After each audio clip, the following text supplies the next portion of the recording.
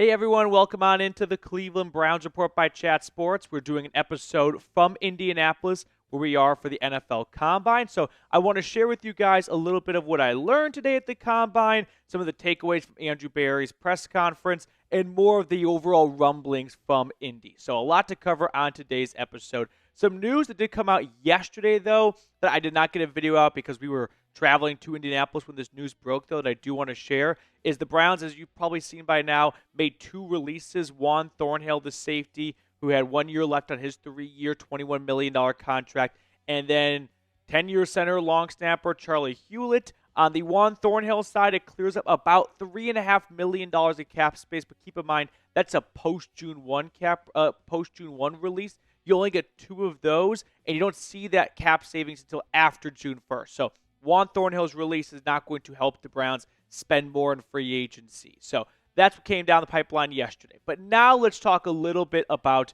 what happened at Andrew Berry's press conference today. It was my first time at the NFL Combine, so a really cool experience for me. I definitely learned a lot and a much greater appreciation, I'd say, for the reporters going to press conferences every single week and the ability to try and get your question in when there's 30 to 40 people all yelling over one another. But here are some of the takeaways that I want to share, along with sprinkling in some of the clips I got from the presser so you can hear it right from Andrew Berry himself. But the first thing I want to talk about is the big elephant in the room. It's number 95. It's Myles Garrett. And Andrew Berry reiterated they have zero interest in trading away their star pass rusher. Here's what Berry said verbatim. Before I open up for questions, let me just touch on Myles. So Myles, as you guys have all heard me say, he's a huge part of our organization, really good person. He's an awesome player. Understand the trade request and everything, but our stance really has not changed.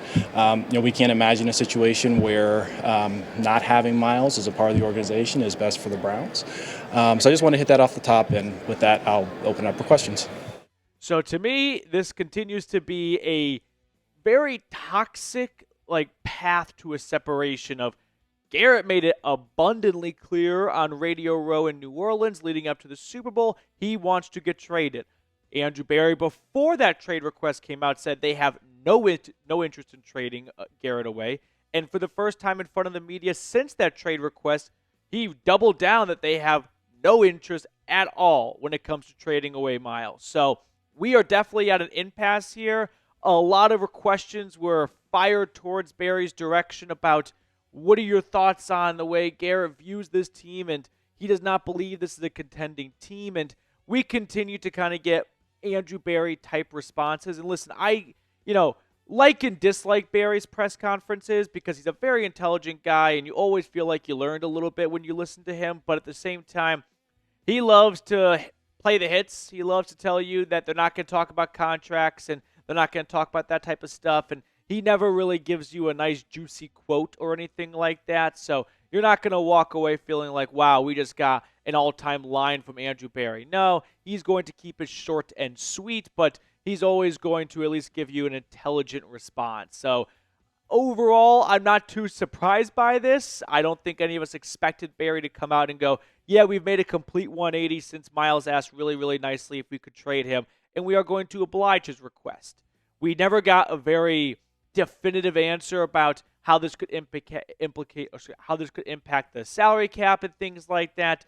The finances are never a concern for Berry, and that's never going to be something that holds them back. But we have to acknowledge the fact that the salary cap is real, and there are some challenges when it comes to trading Garrett away before June 1st and all the dead money that follows. But that's the number one story that's the number one story from Berry's press conference in my eyes. Following that is the Nick Chubb stuff, and that's what I want to share too now. So Nick Chubb is expected to hit the free agent market.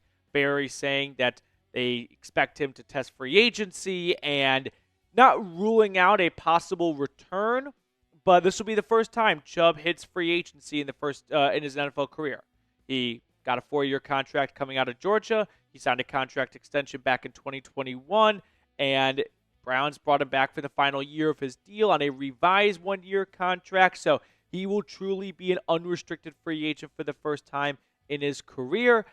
he has been very clear about him wanting to be a Brown for his entire career. We'll see if the Browns think the same way, but I'm hopeful that they can find a common ground, and by common ground, it'll likely just be a 1-year vet minimum type deal. Even if Chubb is not the same player he was pre-injury, and he may not be the most vocal leader in the world, I still think there's a ton of value for Chubb being on this roster. So I hope he can come back to Cleveland. To me, that would be a priority number one.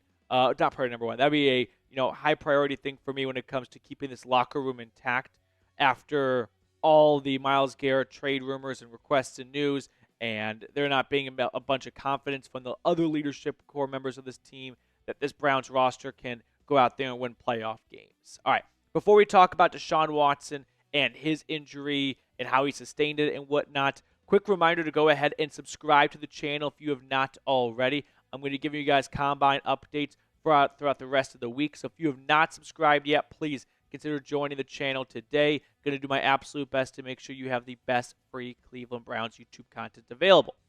So let's switch gears a little bit and talk about Deshaun Watson, because he came up during the press conference as well. And remember earlier when I said you always learn something when Barry does a press conference? Well, in this situation, we got a nice little, mad lib for a cool word, which was nothing nefarious. So whether or not people were speculating if Watson suffered his re-aggravated Achilles injury based on something he should not have been doing, no, that does not appear to be the case here. It is, for taking Barry's word for it, just a roll of the foot, a roll of the ankle, and that's what led to the injury. We can roll the tape as well. You can see what Barry had to say himself. Yeah, so obviously Deshaun, he re-injured his Achilles. Unfortunately he turned his foot ankle area that caused the re-tear during the normal stages of the recovery process. I know there's been a lot of speculation and everything out there, but there's nothing nefarious. It's just an unfortunate accident. So our focus is on making sure that he gets healthy and can be back to normal. Overall, from a quarterback standpoint, if you're wondering, also building off of a Watson question, if there was a lot of Cam Ward, Shedeur Sanders-based questions, yes and no. There was never a question that I thought solicited a very, deep, thought-provoking response from Barry. He always kept things pretty short and brief when it came to the draft class, although there was one player that did solicit a little bit of a longer response from Barry, and that was on Travis Hunter. And I want to talk about that next on today's show. But I do got to tell you guys really quickly to make sure you check out this awesome deal going on over at Fanatics. It's this Browns t-shirt. It's 25% off. Not only is this shirt on sale, but they have a lot of other really good merch as well. So I put this link in the comments and description of today's video. Go to chatsports.com/CLE sale. So let's talk about Travis Hunter, because he has been mocked occasionally to Cleveland at number 2. And I thought Barry's response about Hunter as a prospect was very interesting, because he said, first and foremost, he is a wide receiver. And so we can talk about what that means here, and you can see what Barry said, for himself. So this is what Barry had to say on Travis Hunter. Well, I'd say this, in terms of Travis Hunter, cornerback or receiver, the answer is yes. So he can play both, and I think that's what makes him special. We would see him as a receiver primarily first, but I think part of, again, what makes him a bit of a unicorn is the fact that he can do both at a high level.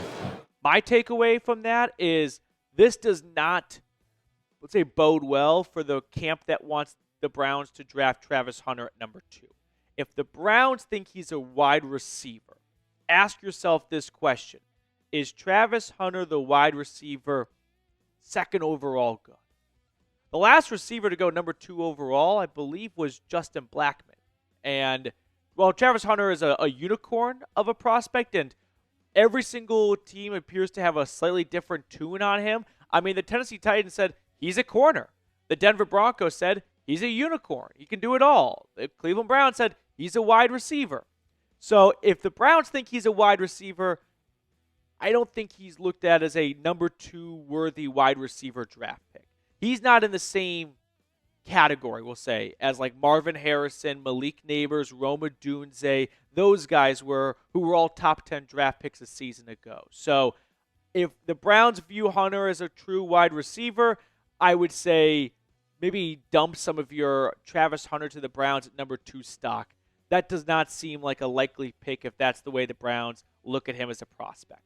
And then one other thing I wanted to relay before I sign off and let you guys get on with the rest of your Tuesday. Jeremiah Owusu-Koramoah and his neck injury did come up in the presser.